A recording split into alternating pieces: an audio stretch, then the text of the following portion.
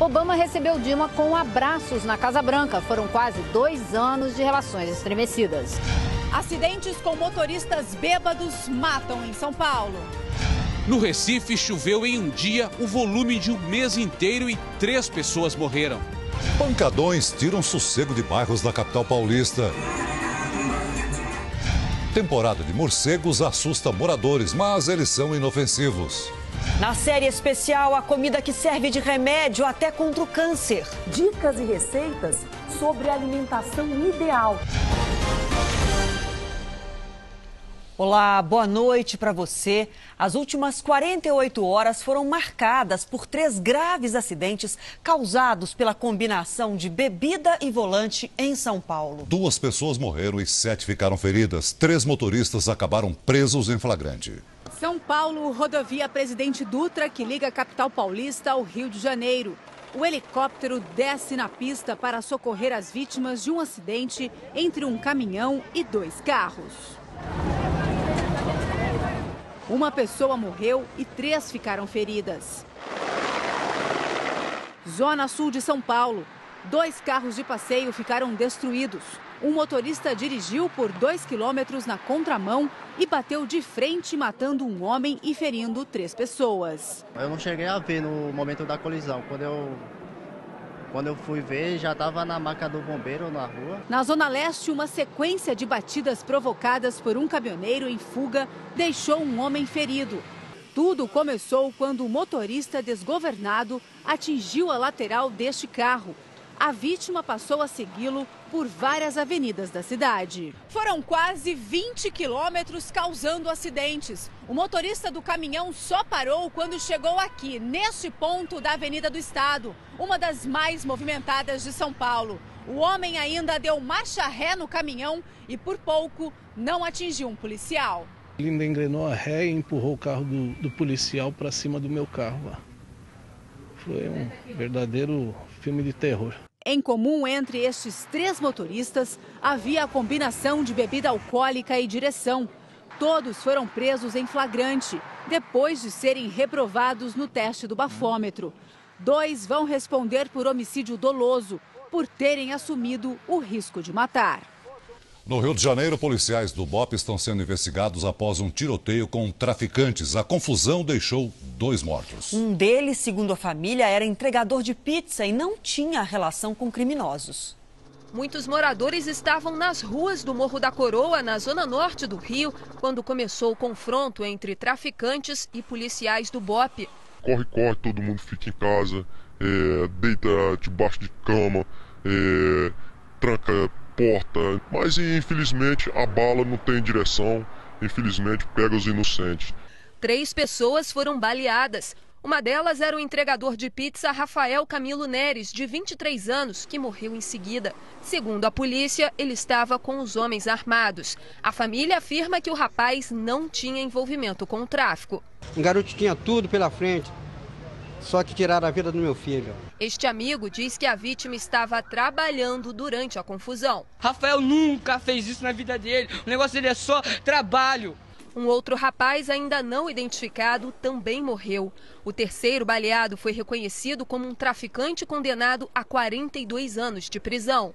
A Polícia Civil instaurou um inquérito para investigar as circunstâncias das mortes dos 2 rapazes. O BOPE permanece aqui no Morro da Coroa.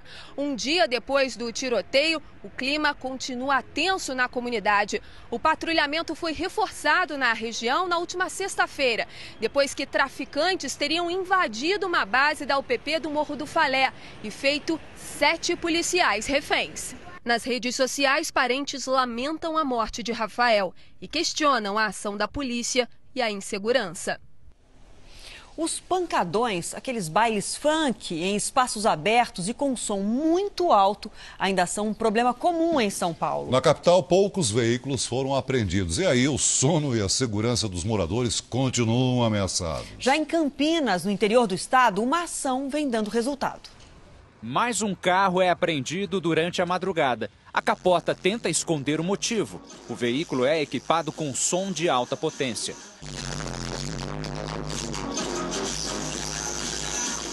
A caminhonete foi tirada de circulação pela Guarda Municipal de Campinas, no interior de São Paulo.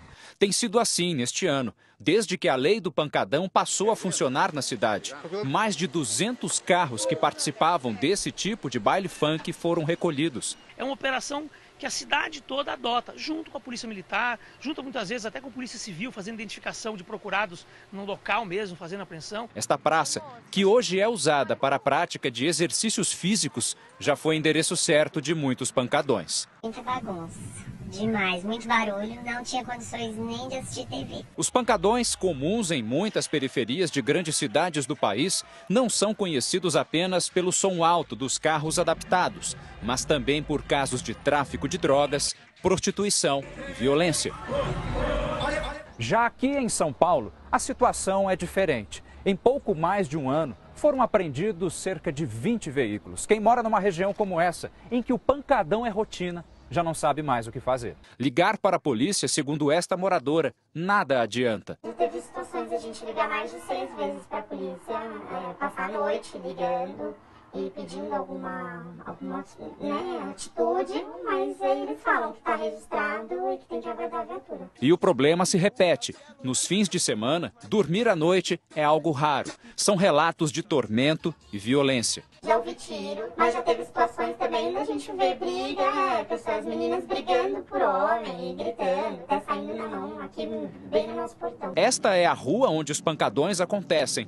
E é nesta praça que muitos participantes consomem drogas. Em muitas madrugadas, o local se transforma em terra de ninguém. Para quem se torna vítima, só existe uma saída. Pretendo sair daqui. Se eu tiver condições, eu prefiro sair daqui do que continuar vivendo assim. A Polícia Militar esclarece que já foram realizadas operações com o objetivo de garantir a tranquilidade e a segurança pública no local. A Prefeitura de São Paulo informa que irá verificar a denúncia juntamente com a Polícia Militar, a Guarda Civil Metropolitana e o Conselho Tutelar. Voltamos a falar do Rio de Janeiro, onde a polícia prendeu um dos principais distribuidores de cocaína. Ele chefiava uma quadrilha que fornecia drogas para várias facções criminosas do estado. O principal alvo da operação era Rafael de Souza Santos, conhecido como Mingau, chefe do esquema. Ele foi preso com a mulher e outras 5 pessoas, entre elas um taxista responsável pela entrega das drogas. Escutas telefônicas autorizadas pela Justiça mostram a negociação de 10 quilos de cocaína, chamada pela palavra camisa. Se eu precisar de 10 reais, tu tem para me emprestar? Ah, você tá querendo 10 camisas? É, mano. Tem aqui. Pô, amiga aqui que onde? 700. Os agentes constataram que a droga vinha da Bolívia para o Rio de Janeiro e seguia para o Conjunto Amarelinho, na Zona Norte. De lá, era distribuída para outras comunidades do estado. O grupo recebia ordens também de detentos do Complexo Penitenciário de Bangu. Dentro das celas foram encontrados bilhetes, anotações do tráfico e celulares. Segundo a polícia, o grupo fornecia drogas para várias facções criminosas e chegava a movimentar por semana R$800 mil. Mas essa não era a única atividade da quadrilha. Investigações mostram que traficantes também tinham envolvimento com roubo a bancos. O nome da operação é Maçarico porque começou realmente com um furto a um caixa eletrônico em Caxias através de Maçarico. E a partir dessa investigação a gente conseguiu um desdobramento relacionado ao tráfico de drogas. O Instituto do Coração de São Paulo alcança o primeiro lugar em número de transplantes infantis no mundo. Os avanços permitiram a redução das filas e o sucesso nas cirurgias. Murilo está completando 8 anos e, além dos presentes de praxe, ganhou o que considera o melhor de todos, um coração novo. Daqui uns 10 dias, já deverá estar em casa para fazer o que nunca pôde antes. Jogar futebol. O transplante foi há quase 2 meses. A família mora no interior paulista e até o helicóptero da PM ajudou para que o menino chegasse para a cirurgia. A operação foi feita no INCOR, em São Paulo, que se tornou referência mundial em cirurgias de coração e pulmão. Desde que criou um centro especial em 2012, a instituição reduziu o tempo de espera na fila e o índice de mortalidade dos transplantados. Equipe especializada, com a ajuda do governo, para captação de órgãos, para ter estrutura, para analisar o coração ou o órgão à distância, no local, Com isso, você, obviamente, diminui as filas, diminui a mortalidade e aumenta o número de transplantes, que é o que está acontecendo. Só no ano passado, o hospital realizou 68 transplantes de coração, 24 deles em crianças. É um número surpreendente que colocou a instituição entre os 10 maiores centros de transplantes do mundo. E isso enche ainda mais de esperanças os 34 pacientes que ainda estão na fila, à espera de um novo coração. Maria Luísa operou em dezembro, depois de 6 meses de espera. A superação existe, o sonho, a esperança está aí, eu acho que a gente tem que viver.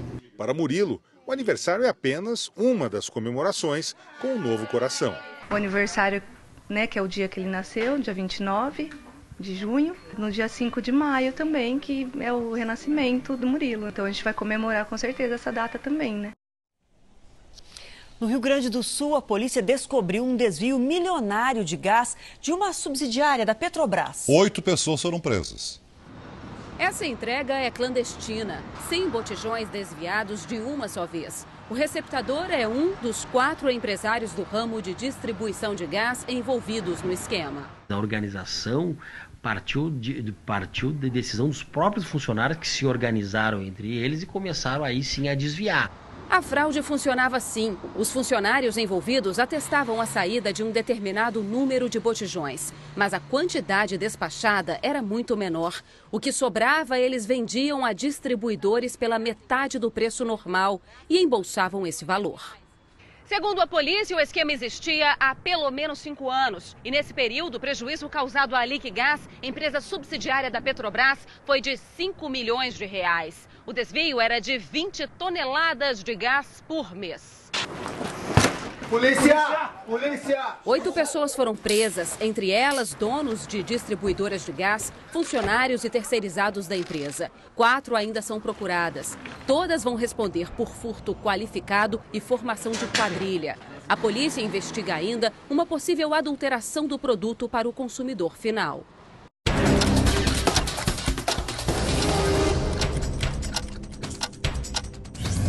O motorista do carro do cantor Cristiano Araújo assumiu que dirigia em alta velocidade.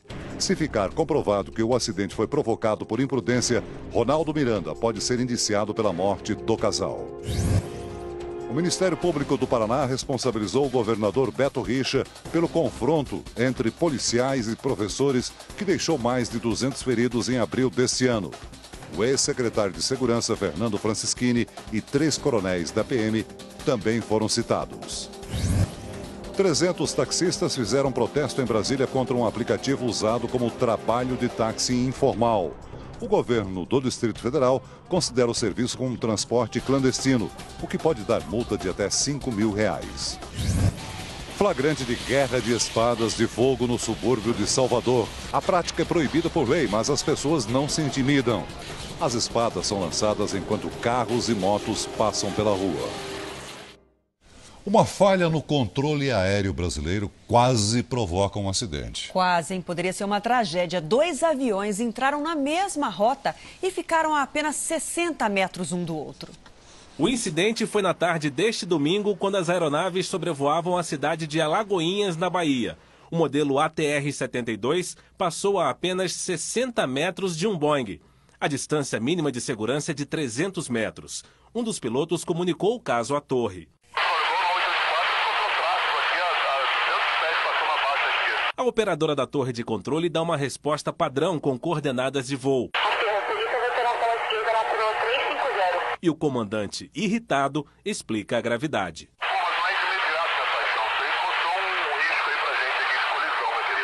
A Força Aérea Brasileira informou agora há pouco que afastou preventivamente o controlador de voo até o fim das investigações. As companhias aéreas afirmaram que seguiram as rotas estabelecidas. Uma aeronave ATR-72 pode transportar 70 pessoas e voa a uma velocidade de 500 km por hora. Já esse Boeing é capaz de levar 190 passageiros a 850 km por hora.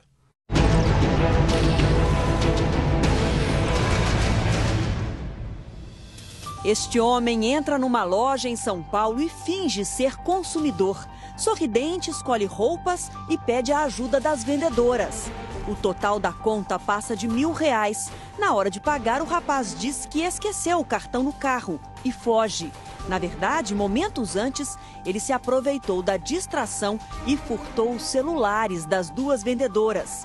Se você tem informações sobre o criminoso, avise a polícia no 190. Um trem de passageiros descarrilou numa estação em Mumbai, na Índia. A composição se aproximava da plataforma quando o primeiro vagão saiu dos trilhos. Desesperadas, algumas pessoas pularam do trem. 5 ficaram feridas. Uma investigação preliminar aponta que a composição seguia em alta velocidade. O maquinista alega falha nos freios, mas foi afastado do cargo. No Brasil, uma pessoa morre a cada 3 minutos por sepse, uma síndrome que a maioria da população desconhece. E a cada hora que o paciente passa sem um tratamento adequado, a chance de sobrevivência diminui em 10%. Você sabe o que é sepse? 9 em cada 10 brasileiros não sabem, segundo uma pesquisa. Dona Regina descobriu o que é essa síndrome da pior forma. No dia em que já acordou se sentindo muito mal. A gente mediu a pressão, estava baixa, e o batimento cardíaco muito alto, alguma coisa errada tinha. Ela e a filha correram para o hospital. Lá descobriram que tudo havia começado com uma infecção urinária sem sintomas, que provocou a reação exagerada do sistema imunológico. Isso é a sepse, segundo os especialistas. Por vezes, essa resposta inflamatória vai além da conta. E aí ela passa a agredir o próprio organismo, os órgãos daquele paciente. E aí você passa a ter disfunção desses órgãos. Os médicos estimam que há cerca de 200 mil mortes provocadas por sepse a cada ano no Brasil. O diagnóstico rápido é decisivo para aumentar as chances de sobrevivência, que, segundo os especialistas, diminuem em 10% a cada hora que o paciente não recebe o tratamento adequado. Mais de 50% dos pacientes brasileiros que têm a síndrome acabam morrendo. Por isso, a necessidade de se preparar as equipes médicas. Identificando de forma precoce, hidratando esses pacientes com soro de forma adequada, antibiótico correto, exames adequados, eu vou permitir e garantir que esses indivíduos não evoluam à morte. Vamos falar das férias agora. Muita gente tem desistido de viajar para o exterior com medo da instabilidade do dólar, que hoje fechou cotado a R$ 3,12. Assim, as viagens nacionais voltaram a ter maior procura nas agências. Há 6 meses, Thaís planejava a viagem dos sonhos com o marido e os filhos. As malas estavam prontas para Orlando, nos Estados Unidos.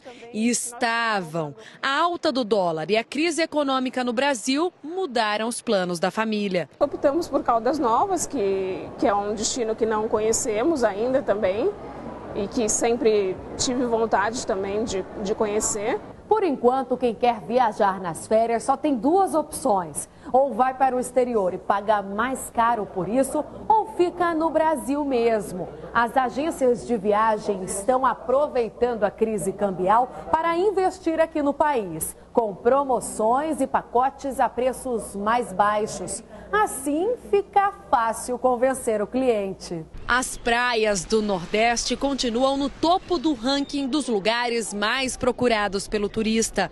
E há opções para todos os bolsos. O gasto com acomodação varia de R$ 90 a R$ 1.000 a diária. Mesmo para as férias de julho desse ano, a gente encontra os pacotes para o Nordeste e para o resto do Brasil mais baratos do que a gente encontrava em julho do ano passado. Mas se quiser muito viajar para o exterior, a palavra de ordem é paciência. Depende do dólar, acho que não aumentar. Abaixar, eu não sei se a gente está com essa esperança toda. A presidente Dilma Rousseff se encontrou com o presidente dos Estados Unidos, Barack Obama, em Washington. Os dois líderes buscam uma reaproximação depois das denúncias de espionagem americana. Mais cedo, em Nova York, Dilma negou as acusações de doações ilegais para sua campanha.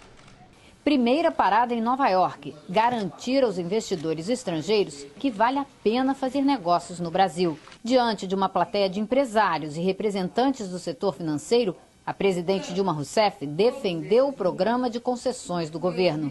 Na saída, falou pela primeira vez das acusações de Ricardo Pessoa, dono da construtora UTC. Pessoa alega ter usado dinheiro desviado da Petrobras para fazer doações à campanha da petista. Eu não aceito e jamais aceitarei que insinuem sobre minha ou a minha campanha qualquer irregularidade. Dilma disse que o candidato do PSDB, Aécio Neves, recebeu quantia semelhante do mesmo empresário. Ela comparou presos políticos que entregam companheiros sob tortura com a delação premiada em casos de corrupção. Eu não respeito o delator. Até porque eu estive presa na ditadura e sei o que é. Tentaram me transformar numa delatora. E eu a garanto para vocês que eu resisti bravamente. Aqui em Washington, hora de fazer as pazes. O presidente Barack Obama trouxe Dilma Rousseff para conhecer o monumento em homenagem ao líder do movimento de direitos civis, Martin Luther King. Uma visita que não estava no programa. Obama se desdobrou em atenções, uma forma de se desculpar sem pedir desculpas. Dilma cancelou a viagem que faria aos Estados Unidos em 2013, quando descobriu que era espionada por agentes americanos. E agora à noite, Dilma Rousseff foi recepcionada pelo presidente americano em um jantar a portas fechadas na Casa Branca. Os detalhes com a enviada a Washington, Heloísa Vilela, que fala com a gente ao vivo. Boa noite, Heloísa. Boa noite, Adriana. Olha, foi um jantar de trabalho. Dilma estava acompanhada de 6 ministros de Estado. Obama, além do vice Joe Biden, também tinha com ele secretários de Estado. Eles conversaram muito sobre cooperação na área de educação e sobre a possibilidade de dobrar o comércio entre os dois países na próxima década.